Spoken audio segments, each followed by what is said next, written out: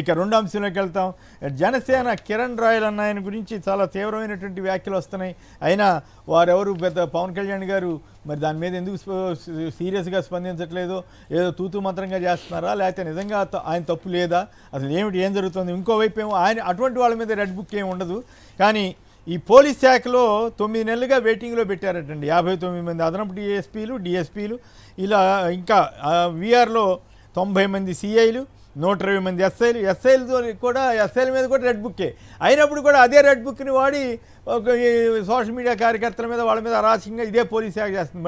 మళ్ళీ వాళ్లే గురవుతున్నారన్న పరిస్థితి మీద కృష్ణరాజు గారు చెప్పండి. ఓ పక్కేమో జనసేన నేత జోలికేమో వెళ్ళట్లేదు, ఇంకో పక్కేమో పోలీస్ శాఖ మీద కూడా రెడ్ బుక్ ప్రయోగం. మీరేమంటారు? మొన్న వార్తలు వచ్చినాయి కదా, ఐఏఎస్ ఐపీఎస్లకి పోస్టింగులు అదే డెప్యుటేషన్ మీద అడుగుతుంటే కేంద్రం స్పందించట్లేదనేమో ఈనాడు రాసింది. సాక్షిలోనేమో మొత్తం అసలు ఇక్కడ ఉన్నాళ్ళని వాడుకోకపోగా ఈ రకంగా చేస్తారని వాళ్ళు ఒక ఆసక్తికరమైన కథనాన్ని ఇచ్చారు. ఇవాళ మళ్ళీ ఎంతమంది పోలీసులు పక్కన పెట్టారు వాడుకోవట్లేదనే విషయం ఇప్పుడు వచ్చింది.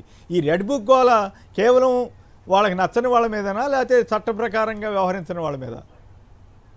సార్, ఇక్కడ మనం ప్రధానంగా 2 అంశాలు అంటే, ఒకటి కిరణ్ రాయల్ అనే వ్యక్తికి సంబంధించి, రెండోది వేకెన్సీ రిజర్వ్ లో ఉంచిన పోలీసు ఉద్యోగులు అధికారులు. మొదట కిరణ్ రాయల్ అంశానికి వచ్చేటప్పటికి, ఇదంతా ఇటువంటి వ్యక్తులు జనసేన పార్టీలో కోకొల్లలుగా ఉన్నారండి. కోకొల్లలుగా ఉన్నారా?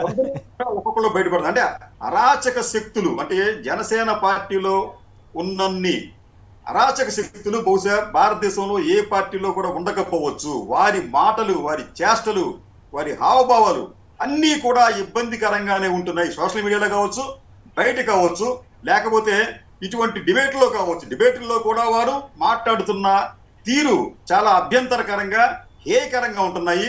ఇవన్నీ కూడా పవన్ కళ్యాణ్ గారికి తెలిసే వారంతా చేస్తున్నారని అనిపిస్తుంది. ఎందుకంటే ఈ రోజున కిరణ్ రాయల్ అనే వ్యక్తి గతంలో చేసిన, ఇప్పుడు చేసినప్పటికీ కూడా దానికి అతను బాధ్యత వహించాలి. ఒక మహిళ పట్ల చాలా అనుచితంగా వ్యవహరించారు, ఒక మహిళను ఎక్స్‌ప్లాయిట్ చేశారు అని తెలిసినప్పటికీ కూడా పవన్ కళ్యాణ్ గారికి సంబంధించి ఒక అధికార ప్రకటన నిన్న జారీ చేశారు. అదేమిటంటే, పార్టీ తదుపరి ఆదేశాలు ఇచ్చేంత వరకు కూడా మీరు పార్టీ కార్యకలాపాలకు దూరంగా ఉండండి, అంతే తప్ప వారి మీద చర్యలు తీసుకోవడానికి ఉపక్రమించలేదు. ఎందుకు చర్యలు తీసుకోవాలి అంటే, మీకు అంత చాలా నగ్నంగా ఆ ఆధారాలు కనిపిస్తున్నాయి. మీకు ఆడియో, వీడియో విజువల్స్ మీకు అక్కడ స్పష్టంగా ఎవిడెన్స్ ఉన్నప్పటికీ కూడా పవన్ కళ్యాణ్ గారు ఎటువంటి చర్యలు తీసుకోకుండా కేవలం మీరు మాట్లాడకుండా ఉండండి, పార్టీ కార్యకలాపాలకు దూరంగా ఉండండి అని చెప్పి మాత్రమే చెప్పడం విడ్డూరం.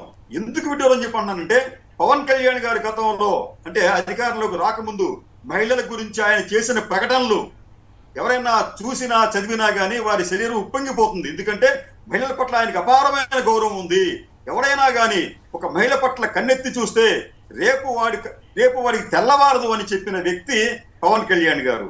మహిళల మిస్సింగ్ కేసుల్లో కూడా ఆయన ఎంతో నుంచి వచ్చిన ఇంతమంది మిస్ అయిపోయారు అని చెప్పి వారికి సానుభూతి చెబుతూ వారికి గురించి అశ్రువులు రాల్చిన పవన్ కళ్యాణ్ గారు ఈ రోజున తన పార్టీలో ఉన్న వ్యక్తులు మహిళల పట్ల అనుచితంగా వ్యవహరిస్తున్నప్పటికీ కూడా వారి పట్ల చర్యలు తీసుకోవడానికి, వారిపైన చర్యలు తీసుకోవడానికి పవన్ కళ్యాణ్ గారు తత్సారం చేస్తున్నారు. ఎందుకు ఇదంతా జరుగుతోంది? కాబట్టి పవన్ కళ్యాణ్ గారు దీంట్లో అంటే ఎందుకైనా ఉదాసీనంగా ఉన్నారు. అసలు పవన్ కళ్యాణ్ గారికి మహిళలంటే గౌరవం ఉందా లేదా అనే విషయాన్ని రేణు దేశాయ్ గారు లేకపోతే మరొకరు ఇప్పటికే చెప్పారు. కాబట్టి అంటే మనం పవన్ కళ్యాణ్ గారి గురించి ఎక్కువగా ఈ విషయంలో అంటే మహిళలకు రక్షణ కల్పిస్తారు, పార్టీలో మహిళలకు రక్షణ కల్పిస్తారు అనే విషయాల్లో మనం పవన్ కళ్యాణ్ గారి గురించి ఎక్కువగా మనం యోచించనక్కర్లేదు అని చెప్పి అనిపిస్తుంది కేసరి గారు. అయితే ఇక్కడ పాయింట్ ఏంటంటే, ఒక పక్కేమో పోలీస్ శాఖ మీద రెడ్ బుక్ మీరు చూశారు కదా, పోస్టింగ్ లేకపోవటం. ఇంకో పక్క మీరు గమనిస్తే తిరుమల దాని మీద కూడా సంక్షిప్తంగా మాట్లాడండి. ఎక్కడ కూడా జంతు కొవ్వు అనే పదమే లేకుండా వార్తలు ఇచ్చారు. మరి అంటే దాని అర్థం ఘోరమైన అపచారం చేసినట్లే కదా. ఇప్పుడు కల్తీ అనేది అనేక సందర్భాల్లో ఉంటుంది, పోలీసులు పట్టుకుంటుంటారు. మరి అట్లాగే తిరుమలకి సంబంధించి టెస్టింగ్ సెంటర్స్ ఉంటాయి, ఇవన్నీ జరుగుతూ ఉంటాయి. కానీ జంతు కొవ్వు అనే పదం నాకైతే కనపడలేదు.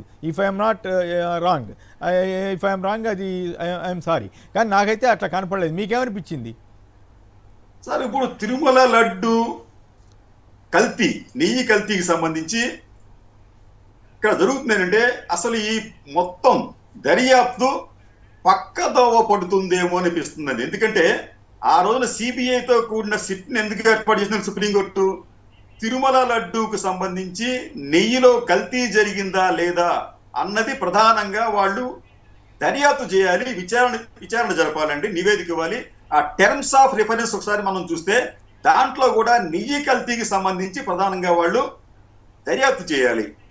కానీ ఇక్కడ ఏమైందండి, ఇక్కడ అసలు విషయాన్ని మర్చిపోయి కొసల విషయాల మీద వాళ్ళు ఎక్కువ దర్యాప్తు చేస్తున్నారు. అంటే ఏం చేస్తున్నారండి వీళ్ళు, కల్తీ నేతి దర్యాప్తును సిబిఐ నేతృత్వంలోని సిట్టు విజయవంతంగా నీరు కారుస్తోంది అనిపిస్తోందండి. ఎందుకంటే ఈ రోజు అరెస్టు చేసిన నలుగురిలో ఎవరూ కూడా కల్తీ నెయ్యికి సంబంధించిన కేసులో ఆరోపణలు ఎదుర్కొంటున్న వారు కాదు. కానీ ఈ కాంట్రాక్టు అంటే నెయ్యి కాంట్రాక్టును పొందే విషయంలో వీరు కొన్ని నిబంధనలు అతిక్రమించారు అనే ఆరోపణల మీద మాత్రమే వారు అరెస్ట్ అయ్యారు. రెండోది ఏంటంటే ఈ దర్యాప్తు అంటే సిబిఐ ఈ సిట్ దర్యాప్తుకి వారు సహకరించడం లేదు కాబట్టి అరెస్టు చేశారని చెప్పి అన్నారండి. అంటే ఇక్కడ ఏ కౌసానా కూడా కల్తీ నెయ్యి ప్రస్తావన రావటం లేదు.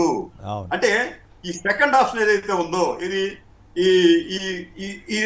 ఈ కల్తీ నెయ్యి టెండర్లు ఇచ్చే విషయంలో ఏమైనా అవకతవకలు జరిగినాయి అనేది తర్వాత ఎప్పుడో చూడవలసిన అంశం.